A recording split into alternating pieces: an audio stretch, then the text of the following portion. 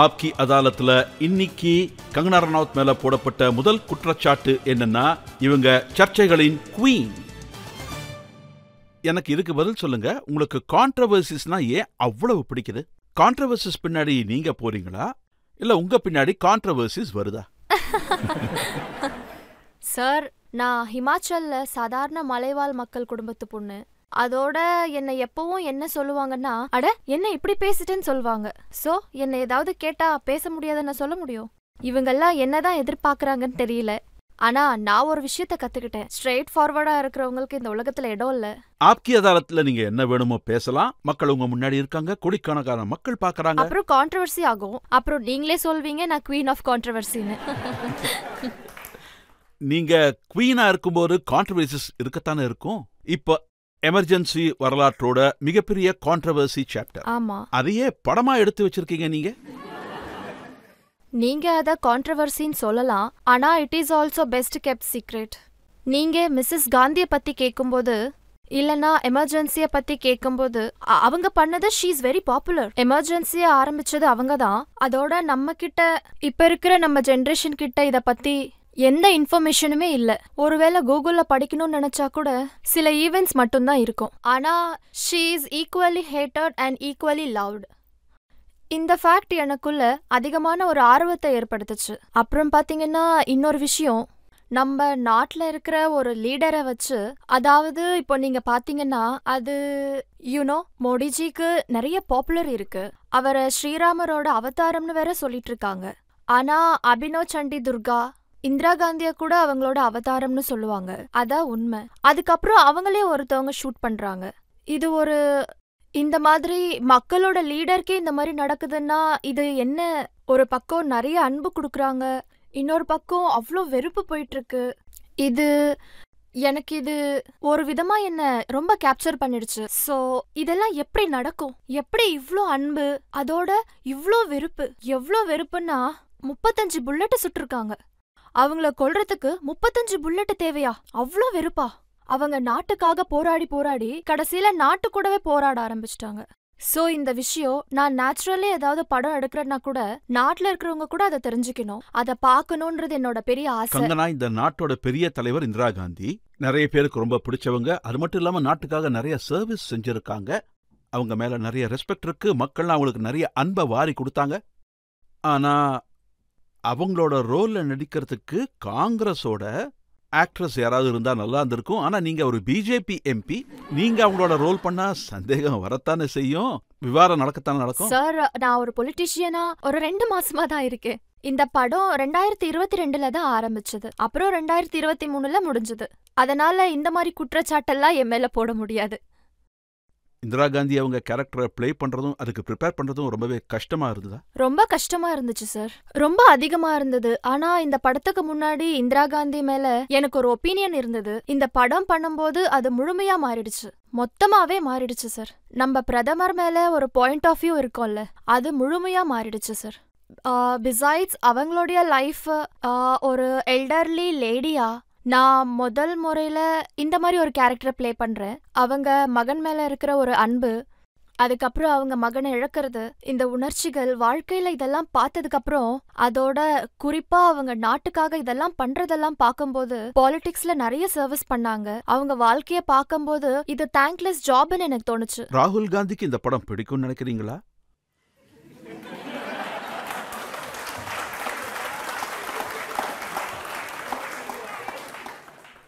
அவர் வீட்டுக்கு போய் Tom and Jerry பாப்பாரு. அவருக்கு இது எப்படி புரியும்?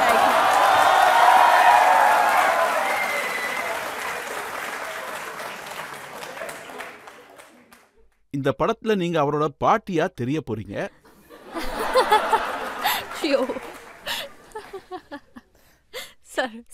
சார், நான் என்ன நினைக்கிறேன்னா, அவருக்கு அவரோட மென்டாலிட்டி என்னன்னா, நான் இந்த நாட்டோட ஒரு ராஜகுமாரன், அதோட இந்த இந்திய நாடு என் பாட்டி ஆண்ட இடம், இந்த மாதிரி ஒரு எண்ணத்தெல்லாம் அவர் சுத்தமா விட்டுறணும்.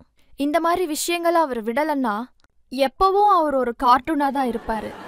இன்னைக்கே நம்ம ஒரு அட்டல்ஜிய பார்க்கும்போது இவங்க யாரோட மக, இவங்க அக்கா யாரு, இவர் யாரு அப்படிலாம் யோசிக்கிறோமா?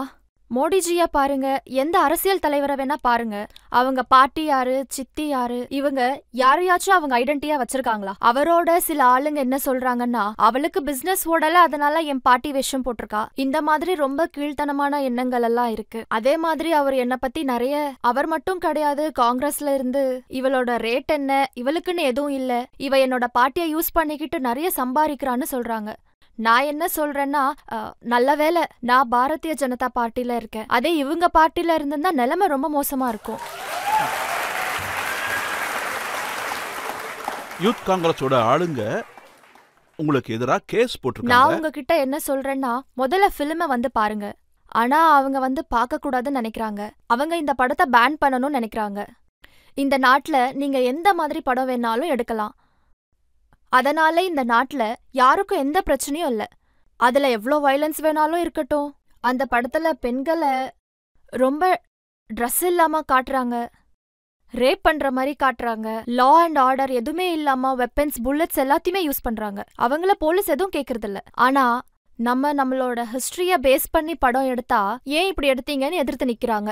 காங்கிரஸோட ஆளுங்க மட்டும் இல்ல, பிஜேபியோட லீடர் மஞ்சிந்தர் சிங் சிர்சா அவர் ஒன்னு கங்கனாவை ஜெயில போடுங்க இல்ல மென்டல் ஹாஸ்பிட்டல்ல போடுங்கிறாரு.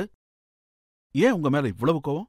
சார், எனக்கு என்ன தோணுதுன்னா, அவரோட ட்ராக் ரெக்கார்ட் பார்க்கும்போது ஒருவேளை அவர் என்னோட படத்துல இல்ல ஏதோ ஒரு படத்துல ஒரு ஷாட் பண்ணி காட்டட்டும், ஒன்னு நடிச்சு காட்டட்டும், அதுக்கப்புறம் நான் என்னோட எந்த படத்தையும் ரிலீஸ் பண்ண மாட்டேன்.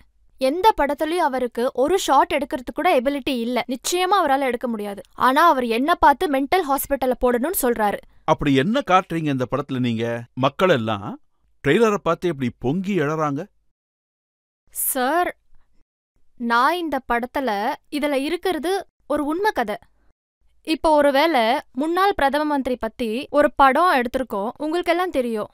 உண்மையிலே அவங்கள அசாசினேட் பண்ணிருக்காங்க. சோ உண்மையை தானே காட்ட முடியும், அவங்க மேல இடி விழுந்த மாதிரி காட்ட முடியாதுல்ல?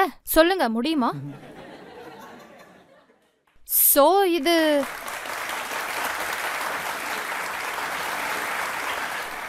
சிர்சாஜி அவர் என்ன சொல்றாருன்னா, அவங்க மேல ஒரு மரம் விழுந்து அவர் இறந்து போனாதா காட்ட சொல்றாரு. சோ அவர் என்கிட்ட இந்த மாதிரி விஷயங்கள் எதிர்பார்க்கறாரு. நான் அந்த மாதிரி விஷயங்களை பண்ண முடியாது. நம்ம வரலாறால ஒருத்தருக்கு பிரச்சனை இருக்குன்னா என்னால அந்த வரலாறை மாத்த முடியாது. மத்தபடி எனக்கு எந்த சமுதாயத்து மேலயும் எந்த பிரச்சனையும் இல்ல. அதோட நான் யாரையும் கம்மியா காட்டுறதுக்காக இந்த படம் எடுக்கல. இந்த இன்டென்ஷன் எல்லாமே படம் வந்த உடனே கிளியர் ஆயிடும். ஆனா எதுக்காக நம்ம நாட்டு தலைவரையே கன்னால சுடணும்னு நினைக்கிறோம்? அதோட எதுக்காக இந்த மாதிரி விஷயங்கள் எல்லாம் நம்ம நாட்டுல நடக்குது? இது என்னோட சின்சியர் எண்டோவர். அது மூலமா நம்ம லீடர்ஸ்க்கு எந்த மாதிரியான பாதிப்புகள் ஏற்படுது? அது மட்டும் கிடையாது, கான்ஸ்டிடியூஷன் பத்தி நல்ல படமா இருக்கு, பார்த்தவங்கெல்லாம் அப்படிதான் சொல்றாங்க. ஆனா இந்த மாதிரி ஆளுங்களுக்கு அவங்க மேலேயே அவங்களுக்கு ஒருவேளை நீங்க இந்த மாதிரி ஆளுங்க கிட்ட நீங்க படத்துல இந்திராஜியோட வாய்ஸ்ல பேசிருக்கீங்க இல்லையா, அந்த வாய்ஸ்ல அப்பீல் பண்ணீங்கன்னா அவங்களுக்கு கொஞ்சம் நிம்மதி கிடைக்குமோ என்னமோ?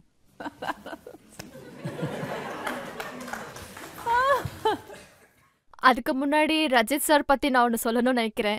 நான் லைஃப்ல இந்த மாதிரி ஒரு ஜேர்னலிஸ்டையோ இல்ல மீடியா பர்சனையோ இது வரைக்கும் நான் பார்த்ததே இல்ல.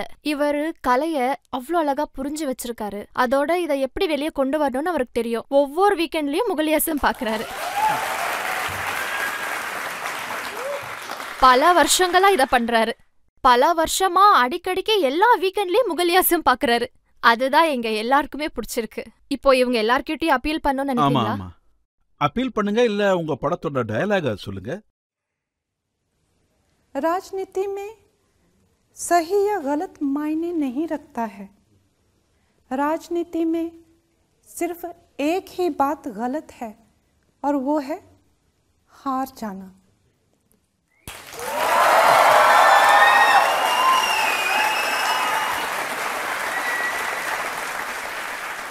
ஆனா பிலிமை பத்தி பல விஷயங்கள் பேசுறாங்க. நான் ஒரு வீடியோ பார்த்தேன். அதுல என்னன்னா, இந்திராஜிக்கு என்ன ஆச்சுன்னு உனக்கு தெரியாது, நாங்க உயிரையும் கொடுப்போம் உயிரையும் எடுப்போம்னு சொல்றாரு. அப்போ உங்களுக்கு பயம் இல்லையா?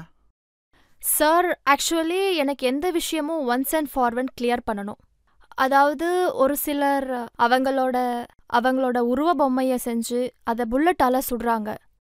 அதோட அவங்களோட இதுக்காக ரேலிலாம் பண்றாங்க. அதோட நம்மளோட சோஷியல் மீடியால கூட அதோட இந்திரா காந்தியோட அசாசினேஷனை ரொம்ப கர்வமா ஃப்ளான் பண்றாங்க. நான் என்ன சொல்றேன்னா, நம்ம நாட்டுல இந்த மாதிரி விஷயங்கள் எல்லாம் நடக்குது. இந்திரா காந்தின்னு கிடையாது, எந்த மனுஷனுக்கும் அகெயின்ஸ்டா இந்த மாதிரி வயலன்ஸ் கரெக்டா இல்லையா? இன்னைக்கு இவங்கெல்லாம் என்ன சொல்றாங்க, என் தலைய வெட்டிடுவேன்னு சொல்றாங்க.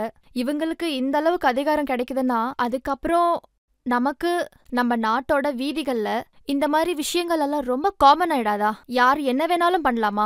அப்புறம் இந்த விஷயத்துல ராதர் தென் ஏன் வாயை அடக்கிறதுக்கு நிறைய பேர் முயற்சி பண்றாங்க. நான் சும்மா இருக்கணும்னு நினைக்கிறாங்க. இப்போ நீங்களே சொல்லுங்க, இப்போ சும்மா இருக்க வேண்டியது நானா இல்ல இந்த மாதிரி ஆளுங்களா? சொல்லுங்க பாப்போம். இப்ப இந்த மாதிரி ஆளுங்களை தான் கட்டுப்படுத்தணும், அதுல எந்த சந்தேகமும் இல்ல. ஆனா சில இன்ஸ்டிடியூஷன்ஸ் இருக்கு. உதாரணத்துக்கு சொல்றேன், SGPC மாதிரி.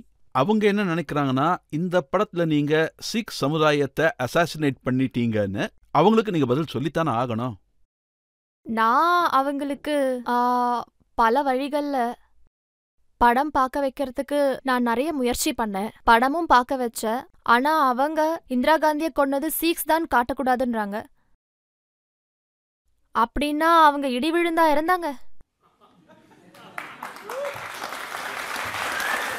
ஒருவேளை அவங்க அவங்கள ஒரு பவர்ஃபுல் கம்யூனிட்டி நினைக்கிறாங்க அப்படின்னா எல்லாரும் அவங்கள அப்படிதான் நினைக்கணும்னு நினைக்கிறாங்க. அப்படின்னா அவங்களும் அதே மாதிரி தானே நடந்துக்கணும், சொல்லுங்க. அதோட நான் எந்த கிரைமையும் கம்யூனிட்டியோடையும் சொல்லல. அவங்க இதையெல்லாம் வச்சு அரசியல் பண்ணணும்னு நினைக்கிறாங்க. இந்திரா காந்தியோட படத்தை எடுத்து நீங்களே பிரச்சனைய விலை கொடுத்து வாங்கிட்டதா உங்களுக்கு தோணலையா? சார், நான் ஒவ்வொரு நாளும் பல விஷயங்களை வச்சு சண்டை போட வேண்டியதா இருக்கு. சென்சார் கூட ஃபைட் பண்ண வேண்டியதா இருக்கும். டெய்லி புதுசா வருது. நேத்தும் ஒருத்தர் என்ன சொன்னாருன்னா, இவளுக்கு ரேப்போட நிறைய எக்ஸ்பீரியன்ஸ் இருக்கு, இந்த மாதிரி எல்லாம் சொல்றாரு. அது சிம்ரன்ஜித் சிங் சொன்னாரு, ஆனா அதை மென்ஷன் பண்ண விரும்பல. சோ இந்த மாதிரி வார்த்தைகள் எல்லாம் கேட்கும்போது என் மைண்ட் எப்படி இருக்கும்? ஒரு பொண்ணு இந்த நாட்டுல எம்பியா இருக்கும்போது ஒரு ஃபிலிம் மேக்கரா இருக்கிற நானே இந்த மாதிரி விஷயங்கள் எல்லாம் ஃபேஸ் பண்ண வேண்டியதா இருக்கு. மத்த பொண்ணுங்களோட நிலைமெல்லாம் எந்த அளவுக்கு இருக்குன்னு யோசிச்சு பாருங்க. ஜெயலலிதாவோட படம் எடுத்தீங்க, ஆமா. அப்பவும் கான்ட்ரோவர்சிஸ் வந்ததா? இல்ல சார், ஜெயலலிதா படம் எடுக்கும் போதெல்லாம் இந்த மாதிரி கான்ட்ரவர்சி எல்லாம் இல்ல. அவங்கள அசம்பிளில வச்சு அடிச்சிருக்காங்க. அவங்க தன்னுடைய இன்டர்வியூல அவங்களே சொல்லிருக்காங்க. அவங்க மேல ஹெவி ஆப்ஜெக்ட்ஸ் தூக்கி வீசிருக்காங்க. அவங்களுடைய புடவைய புடிச்சு இழுத்தாங்க. அவங்களோட முடிய புடிச்சு இழுத்தாங்க. அவங்களோட முடியும் அவங்களோட இன்டர்வியூல அதை டிஸ்கிரைப் பண்ணிருக்காங்க. சோ நாங்க அந்த சீனை ஃபுல்லா ஷூட் பண்ணிருக்கோம். அதோட அங்கிருந்த ரூலிங் பார்ட்டி அவங்கள பத்தியும் அந்த படத்துல குறிப்பிட்டிருக்காங்க. அவங்க பேரும் அதுல சொல்லிருக்காங்க. நான் அவங்கள ஆப்கி அதாலத்துக்கு கூப்பிட்டிருக்கேன். அவங்க முழு விஷயத்தையும் சொன்னாங்க, டீட்டெயிலா டிஸ்கிரைப் பண்ணாங்க. ஆனா அவங்கள நான் பார்த்ததுக்கு அப்புறம் உங்களை படத்துல பார்க்கும்போது எனக்கு நிறைய சிமிலாரிட்டிஸ் தெரிஞ்சுது. நீங்க எப்படி ஜெயலலிதாவோட லுக்ஸ அப்படியே வர வச்சீங்க? நீங்க வெயிட்டும் அவ்வளோ இல்ல. இல்ல சார், ஆக்சுவலி எனக்கு கடவுளோட அருள் நிறைய இருக்கு. என்கிட்ட இந்த ரோல் வரும்போது, அதாவது பாத்தீங்கன்னா ஃபர்ஸ்ட் டைம் நான் ஃபுல்லா ஷாக் ஆயிட்டேன். டைரக்டர் அதோட ப்ரொடியூசர் என் முன்னாடி உட்காந்து கதைய சொன்னாங்க, ஃபுல்லா சொன்னாங்க. அப்போ நான் அவங்கள அப்படியே பார்த்துட்டே இருந்தேன். என்ன சொல்றாங்க? ஆனா இந்த படத்தோட ரைட்டர் என்னோட மென்டார் விஜேந்திர பிரசாத் காருஜி, அவர் மேல எனக்கு நிறைய மரியாதை இருக்கு. நான் என்ன சொன்னேன்னா, சார் நீங்க என்ன சொல்றீங்க, நான் ஜெயலலிதாவா நடிக்கணுமான்னு கேட்டேன். அதுக்கு அவரு, yes I want you to play Jayalalithaa. அப்போ நான் முதல் விஷயம் என்னன்னா, மேபி பெரிய பிரச்சனை ஆயிடும். ஏன்னா சவுத்ல இருந்து யாரையும் போடாம நீங்க நார்த் இந்தியனை இதுல போடுறீங்க. அதோட இன்னும் நிறைய விஷயம் இருக்கு. அதுக்கு அவரு டோன்ட் திங்க் அபவுட் எனிதிங். இதெல்லாம் நீங்க யோசிக்க வேண்டிய விஷயம் கிடையாது. இது எங்களோட வேலை. நீங்க இந்த ரோலை பண்ணுங்க. அண்ட் என்னோட ஃபேஸ்லயும் ஜெயம்மாவோட சிமிலாரிட்டி எதுவும் இல்லைன்னு சொன்னேன். சார், உண்மையை சொல்ல போகணும்னா இதெல்லாம் கடவுளோட ஒரு கருணை தான் சார். நான் இதை எதிர்பார்க்கவே இல்லை. கடவுளை நிறைய கும்பிடுவேன். அவங்களோட ஆசீர்வாதம் எனக்கு கிடைச்சிருக்கு. என் முகமே மாறிடுச்சு. பார்க்க அவங்கள மாதிரி ஆயிட்டேன். என்னோட முகம் அப்படியே மாறிடுச்சு. என்னோடது ஆங்குலர் ஃபேஸ், அவங்களோடது ரவுண்ட் ஃபேஸ், இது அதுன்னு நிறைய விஷயம் இருந்துச்சு. ஆனா அதுக்கப்புறம் எந்த வித்தியாசமும் இல்லாம போயிடுச்சு. கலையோட இந்த வெயிட் அதிகப்படுத்தி மேக்கப்ல கொண்டு என்னோட வந்தீங்க. வெயிட் ஆல்ரெடி அதிகமா தான் இருந்துச்சு. ஆனா திடீர்னு ஜெயலலிதா மாதிரி மாறிட்டேன்னு அர்த்தம் கிடையாது. ஆனா இதெல்லாம் என்னோட அதிர்ஷ்டம் தான் சொல்ல முடியும். ஆனா எனக்கு இந்த மாதிரி பெண்மணியோட அதிர்ஷ்டம் கிடைச்சிருக்கு. இது இவங்க நான் பண்ணணும்னு நினைச்சிருக்காங்க. நான் நிறைய முறை யோசிச்சு பார்த்திருக்கேன். ராணி லக்ஷ்மிபாயோட கதையை நிறைய பேர் பண்ணணும்னு முயற்சி பண்ணிருக்காங்க. ஆனா அவங்க இதை நான் தான் பண்ணணும்னு நினைச்சிருக்காங்க. இதெல்லாம் பார்க்கும்போது என்ன நினைச்சு நானே சந்தோஷப்பட்டிருக்கேன். டாக்டர் ஜெயலலிதா விஷயத்துக்கு வரும்போது கங்கனா தான் பண்ணணும்னு நினைச்சிருக்காங்க. அதோட இந்திரா காந்திஜி அவங்களோட ரோல் நானே பண்ணணும்னு நினைக்கிறாங்களோன்னு தோணுது. அப்புறம் இந்திரா காந்தி ஆகணும்னு எனக்கு எப்பவும் ஆசை இல்ல. எனக்கு கொஞ்சம் கூட எப்பவும் தோணதில்ல. அவங்க எல்லாரும் இந்த ரோல் பண்ண என்ன ரொம்ப கட்டாயப்படுத்தினாங்க. அடுத்து மம்தா பானர்ஜியோடதா இல்ல மாயாவதியோடதா?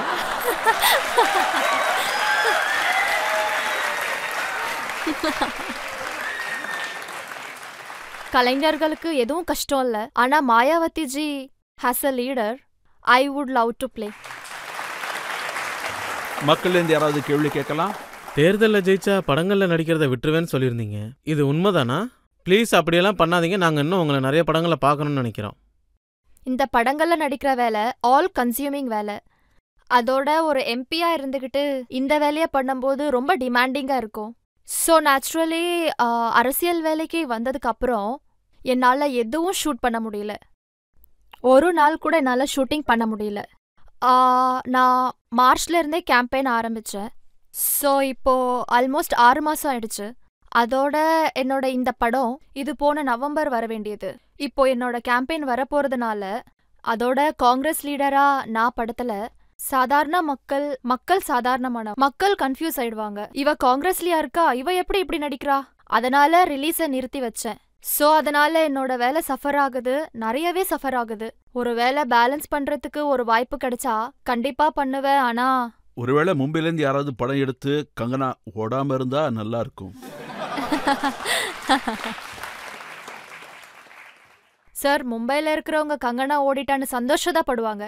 கங்கனா ஓடிட்டான்னு அவங்கள விட வேற யாரும் சந்தோஷப்பட மாட்டாங்க. இப்ப நான் என்ன கேள்விப்பட்டேன்னா தனு பிட்ஸ் மனு பார்ட் 3 எடுக்க போறாங்கன்னு கேள்விப்பட்டேன். ஒருவேளை நீங்க அந்த படத்துல நடிக்கலன்னா வேற யார் அதுல? யாரு வேணாலும் நடிக்க வைப்பாங்க சார். யார வேணாலும் நடிக்க வச்சுட்டு பாருங்க. இவ பொய்யான கங்கனா, உண்மையான கங்கனா, இவ கங்கனா நம்பர் 1, கங்கனா நம்பர் 2, இஷ்டத்துக்கு என்ன வேணா பேசுவாங்க.